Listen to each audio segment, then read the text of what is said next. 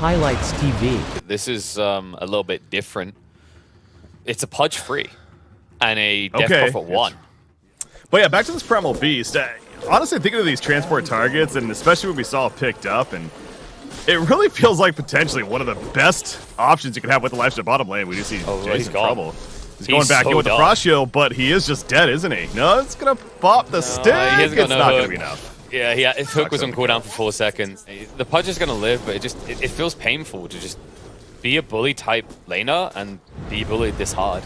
Like, Lifestealer is one of those subtle bullies. He just overwhelms him. Mid lane 9. Oh, he got paid in for it.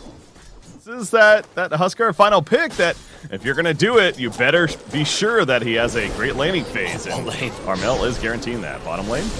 Sax is dead. He tried to frustrate the Acorn shots and no hesitation came out. Despite what you'd think, it's the other way around. Physical damage is on the Onslaught and Magical is on Trample.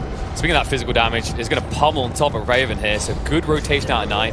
Realizes he can't win the mid lane anymore, so might as well win the outers. Lifestealer will be the solution to most of what FNATIC has. I think when it comes to the DP specifically, it's not his job as much as it is others. 33.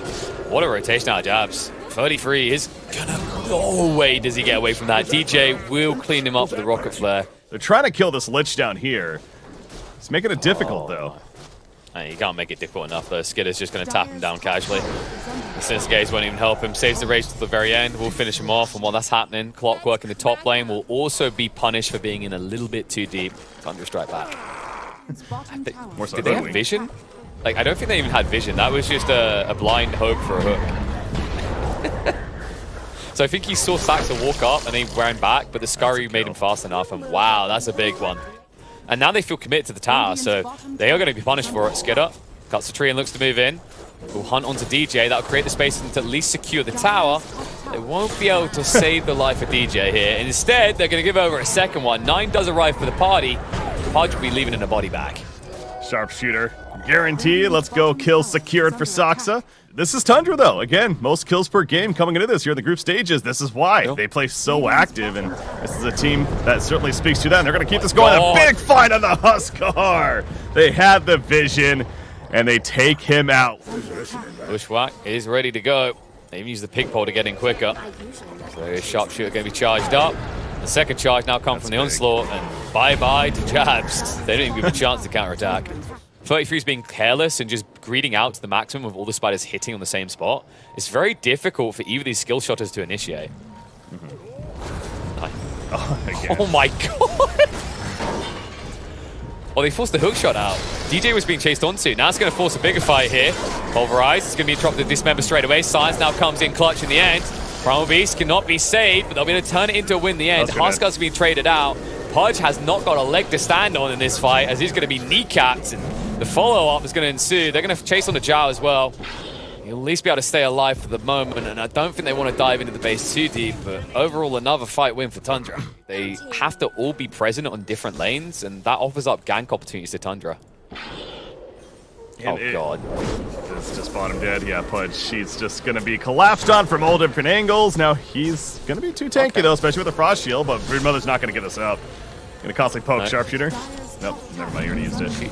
She's going to give up a lot of gold. That's all the spider's dead, but as long as they get the kills worth it, they baited him into going with the Ray Pack, or a nice route interruption.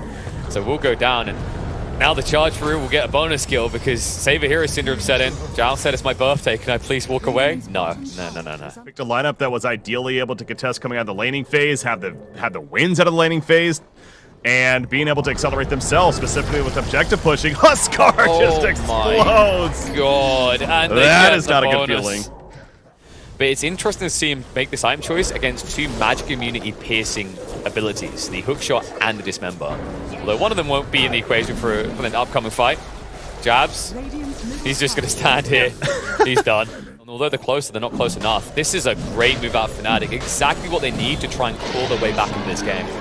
Yeah, Huskar is certainly a hero you expect to see it on, but understandable there. So Onslaught in, though. Speaking of Huskar, he's got the Frost Shield up immediately. The Onslaught didn't hit initially, but he's already still low alive, but he's going to be doing some good damage now. BKB's activated, however. The Siphon and 9 starting to run. Chain Frost is bouncing around with the Ice Fire, but good spread from Tundra. Saksa attempting to get away from the Huskar, but he can't. But now Skitter hits his turn. Great hook shot, though, and Skitter Could be in some trouble with those cogs, but no, he's going to get out the hook, brings him back in, though. Remember that Ray's not going to help.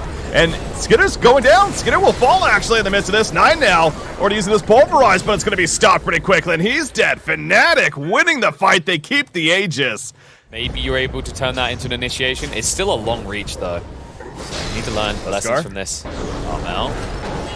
Yeah, pushing back. Hook shot on the back line as well. They found Saxa. That's going to intercept before he can connect with the break onto the Huskar. Now going to split up the fight a little here. DJ committed on 2. He's going to fall first. The whip is going to slow down Armel as he tries to retreat away, getting out of range of the Wraith Pack Dora. Doesn't want to have to reinitiate, but is going to be forced to do so. Skidder gets through the first life. Saxa does have a stun waiting when he comes back up. And there's the onslaught into the bushwhack. They're going to cut and run, though. Buyback does come up the clockwork, and they're probing because the BKB is still there on Armel. Let them use it. Raven, Exo is about to run out, though, so FNATIC need to get out fast with onslaught coming off cooldown. They prioritize all 3 heroes equally. Bushwhack. They're going to follow it up. Jabs. Doesn't use the BKB straight away. We'll get the Dismember out now into the Lifestealer. He is controlled up, but way too tanky, and they've used the Exo already. Everyone's going to look to leave. 9 will make his retreat out with the Ags causing anarchy on the exit, and that's Exo used for nothing. If you think about the drafts we've been seeing out of a lot of teams, there's these disengage type drafts. Tundra have it in bundles. 4 staffs, they've got heroes that are independent, can quickly move away. It's so difficult and it's about to get worse. Raven gets caught in the bot lane. They will counterattack onto the CM, but TP rotations coming in for the rest of Tundra. They're ready to fight and they're going to connect. Before they go down, they lock the Huskar on the spot. DJ is going to be a follow-up kill as well. They do at least get Raven out, but a very high price. Still going to be a window of opportunity, and with the amount of pushpower they have, the Dessa and the Broodmother, that's a melee racks guaranteed. Stick around for range, probably not. They're going to keep hunting. They have got the bushwhack, and he's going to gamble on it. What? Nope. But how did it miss? Don't question it, it missed.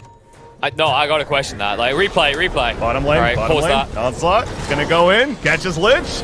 After half-life, he's gonna get the Chain Frost half at least off the path. It's gonna do some good damage. BKBs will be activated though, and Lich still alive for the time being, but Clockwork not so much. Finally, Lich is dead. You see Huskar holding his ground, going for the auto attack to Skidder. Skidder sitting on top of Jabs. The onslaught back in. The BKB is gonna be wearing off for Raven soon though, and he will be much more vulnerable. The Infest helping to save 9-9 does go down. The Act Effect though gets the kill on Huskar. 3-3 credit for it, and he also gets credit for the kill on Jabs. Raven blinking away, but yeah, this is going to be a push into the base now for Tundra. Lifestealer, a hero that can infest save. It's a carry that offers support saving mechanisms. And definitely saved the day there. Now they're going to drag him in. There's a mess you don't want though, so it's going to come out to Jabs. They'll whittle him down. He's gone already. Clockwork's also going to hit the deck. They'll double buyback with the clock plus the Huskar, but they still have no answer. Huskar's rooted up, no BKB for 35. Skidder's still ready to party. Rage coming off cooldown and free. Bushwhack will connect. Break follow-up is going to be a whiff. DJ with the intercept will slow things down, but they're waiting in the tree line, ready to break out. 33 says, hop in, buddy. I can get you out of these trees. And now that you're out, let's go about. Straight on top of Raven. He's going to be gone quickly here. No save is going to be good enough. Armel also now in trouble. Rage to make sure he can't disarm Skidder. Skidder can't quite finish though. The save from DJ keeps Armel in the game and buys much needed time. Exo's still on cooldown, but only 40 seconds away. No, it's not going to go off actually. Clockwork's going to die back though, so he's out for 70 more seconds in the backline's Raven. BKB T-Pass, we get the BKB though. Live still using his. So does Armel, but that physical damage that's going to shred right through the armlet toggle. Keeping Armel alive a little bit longer. Here comes 9 though, trampling on the ground. Onslaught in 3 seconds. He's just gonna pulverize the Lich instead. Says, fine, I'll kill you. Armel back to the fountain. They're not going for the objectives. They want the damn hero kills, but now they focus back. On the Metabax, never mind. They're going back in, looking for the finish, and there it is. 95 seconds. GG, well played. Tundra will officially take game number 1. Dominant from start to finish. Tundra, what a draft and what an execution. FNATIC versus Tundra. Almost ready to get underway with game number 2. And if your tide is always safe, you can always rotate away, or maybe you even end up rotating down towards the Marcy. But for now, Marcy's making some action happen in the top lane. Good first blood coming out for the side of FNATIC on the damage of the Marcy. She starts off strong and she's gone for a double bracer. She hits that 83 damage at this stage. And Naga doesn't have much of a response. Mid lane, a little bit of shuffling around for the runes. Armel does get his hands on it still though, so good for him. And 9 has to re-engage the onslaught. Nice turnaround there. They get the kill. Reactions will come in, so 9 will be punished for this, but overall, fight going the way of Tundra. Saxa should be good. Getting blocked there slightly, but nice. So maybe frostbite. He'll get away. This is gonna take a while. Oh, he's going back in. DJ, you got to be careful. I mean, eventually, like an Assault Cure, sure on the Bear. But Wraith Pack specifically comes to mind, right? That is such a powerful item in this game. Top lane. Oh, Jabs is in too deep. He made a very big fatal flaw here. He didn't respect the armor differential up to 15 when Naga's under this tower. You just do no damage. At least I expect you to go the traditional, more the BKB, like I was talking about, Blink, etc. From there. Bottom lane, though, Raven. They're bringing the number here as well. If he's going to push them away, this won't be a kill. It might be the other way, though. Ravage connects onto free. Nine says, jackpot! Let's get him. Raven's going to be brought down. Zhao will try to make his way out. 33 doesn't have a point in the gush, though. They will at least find Armel, but Armel, confident to stand his ground. Roll of Thunder will come out in time before the battery assault comes through. 9 will have to dodge like a god here. Onslaught is coming off cooldown, so might still be able to get away, but the Bushwhack ensures that will not be the case. Yeah, that's a massive turn kill, at least for FNATIC. But it just shows you that the power of the Naga in the right hands. So let's give me a rotation back towards 33 again. Mistakes definitely made there. Tide Hunter will be an easy picking for Armel, and they might still find a target here. Ward goes down from Saxa. They do see Jabs. Oh, Thunder. It's an easy peasy kill on the Silencer. He's like, come on, man. I'm the one that's supposed to be locking you down with Silencer. Top lane, the engagement takes place. They go for the kill on a Jersey. And it is going to be successful, maybe? Yes, it is. Yeah, they try to save Armel's here. The punishment is there. They take out Silencer Clockwork, and now Primal Beast. Onslaught. They're trying to predict this. So you see the swashbuckle forward, but he's going to turn into that piggy. And just shows you how elusive this hero is. And at the end of that, ends up being a slightly better favorable trade for FNATIC, but maybe not for long. 9, right across to the mid lane. They'll catch on a Zhao. The Bear has arrived, but the Ravage is going to come out. He does at least use the true form, so they need to get out fast, but not able to do so. 9 gets caught by the Bushwhack. Global Stance is going to be essentially wasted here. Ravage only gets them a kill into a Crystal Maiden. Just have heroes that are already going to be in, so you're kind of the second layer of initiation. Speaking of Shane, top lane. Stuns both sides. BKB activated now by Jabs. 9 has bitten off more than he could chew. He's got the BKB on the way up. It's not going to arrive in time. Global Stance counterattack onto the Pangolier with the hook shot in. We'll be able to move away, and Armel will get the Roll of Thunder off. Now the counterattack is going to come in. Top side, Jabs is still 2v1ing here. 9 has to back away. 33 is going to stand his ground, but he has no lockdown remaining for the Marcy. They'll be able to shift away. Both supports on the side of Tundra are dead, and Raven even here to party, but so is Skidder. Orchid instantly gets a return kill, and now they'll look to retreat. Yeah, he has Ravage, but it didn't have mana. Now, so that was something. There was basically 2 different fights going on. Wrapping around here in the mid lane. I don't know if you want to wrap around this, though. 33 has plenty of mana this time. Roll of Thunder, Bushwhack. They've got the lockdown for the time being. Bring him low. Forced up to get him away. 33 has got the Ravage. Cannot commit it, though. No good target. Hookshot counterattack off the point. Woodwink will go down response, and it looks like Tundra won out, but no, they're back in. Global Science committed straight away on top of Jabs here. He already used the BKB. Skidder is ready for a party. Pulverize comes out to Raven. They're going deeper, though. 9. No Onslaught to work with. Zhao will stand his ground for a moment, but the SingStar Elite is here. Skidder is going to stop in his tracks. That's going to be a dead CM, a dead tower, and a good fight for Tundra. And they still have Ravage to play around when Tide comes back up. The best one they possibly could right now. They're going to sneak in the Roche Pit because they know that Tundra is in the bot lane. They just revealed there underneath a ward. So this is going to be a freebie for them. Yes, he's got another 3,000 gold saved up. Working on all the components currently. And they have got Silver Age complete on the Bear now. Best opportunity, but Ravage in the middle. Pangolier here on his lonesome. You have to ask why. Thought he could confidently push out the mid, but he was dead wrong. Yeah. It's understandable, again, just trying to push out that mid lane as his team is pushing top, but it was greedy. And that's exactly why, if the other team was ready to jump you as they were, speaking of ready to jump, Song is going to turn this. They're bringing in heroes. They want to fight. They've got the Global Stance still. They haven't got Ravage anymore, but the Tendrils, the charge through, the timing on it perfect here on the back line. Splits them up. Global makes sure they can't fight. And the Silver Edge is passed over to Raven so he can run away. The only good play available for FNATIC. Like, Raven should have died there. That is why that could have been a very dangerous fight, but they saved him. He passed the Silver Edge from the Bear to himself so he could get away. But as we talk about that, there's another fight. Jabs hunting in, hold on to the BKB. Pulverize comes out first. Roll Fun is going to be there. 9 now out of position, not able to move away. The disposer's going to stop him. 4-star will not save the day. Big kill on the Primal Beast and a nice follow-up on the Silencer.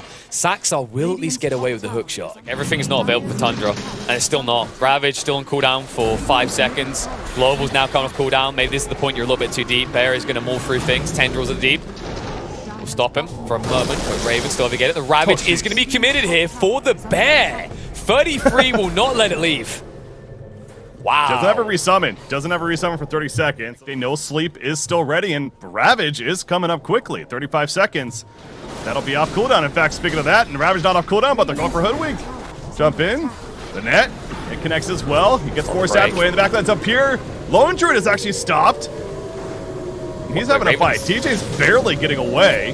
But Lone Druid's in a pretty awkward spot. This freezing field doing some decent damage, but it's going to end up going down, and now Pango's going to get pushed back by the Cox. He's silenced up as well. The Orchid's on him. The Bear's dead, and that's a Tango on top of that. He connects on the multiple heroes. Marcy's going to plow through. They're all gone. Raven's all alone. The Bear's going to go down. It still can't be resummoned for 10 seconds, and they're in the base just like that. Shot in. Suns comes out. Pangolier forced to use that BKB straight away. Skidder, it's disrupted. He could not get the song out straight away. He still can't use it. Marcy on the backline pushed away. Song is finally going to come out just in time. And Jabs is without the magic immunity anymore and out of position. 33 has got the tendrils coming off cooldown. Marcy needs to get out, but she's not fast to do so. Push away so Tide cannot commit. But Marcy is dead. And 9 is in deep. Global silence also to make sure 9 gets out. Crystal Maiden managed to live, by the way. The Pulverize didn't kill her.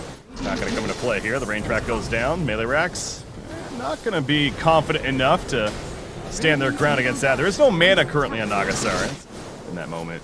By the way, speaking of Ags, I wanted Nagasarin. They found him! Pangolier in the bot lane, the Pulverize straight away. He does have buyback, but that gives them a win condition. To give hope in terms of maybe needing to use it. Nagasarin though, melee racks will die. The Bear can do it if you can get him on top of him, but if is the key detail there. Then Global's going to interrupt straight away. BKB and walk it off. They do force the buyback out of the Pangolier. Now they do have a Ravage. This is a refresher buy by the Tidehunter. And FNATIC don't know. He's smoked up right now. This is going to be a vicious surprise for them. It's slowly favoring Tundra, right? Because, again, they're the ones that are chipping away at the racks. Hook shot. Engagement. Finds Crystal Maiden. Can they save her? Force Staff. Gets a cog push back. The illusions are in, though. Trying to finish the job. Penguin trying to save. The Gush comes out. The tentacles, and they get the kill. She buys back, though. Jabs. Armel's rolling in with the BKB. But you see Tundra. They're just going to sit back and wait for the right time. Oh no. Armel is nothing now. He's used BKB, he's used Roll Thunder. He has nothing to contribute. They're just going to go in. They are not going to leave anymore. Raven tries to push them away for the moment. 9 is going to zone them away with the onslaught. Will connect with the backside straight away on top of him. No buyback. No, Druid gone. He has no buyback. That will be the game. They can just stay around and kill everything now. Including Pango. The Pulverizers, he jumped. They're just going to call it at that point. GG, well played. Tundra, 2-0 over FNATIC. And again, we talked about going in even with the first game victory. They are already securing a top 4. They're trying to secure now a top seed out of Group B. Highlights TV.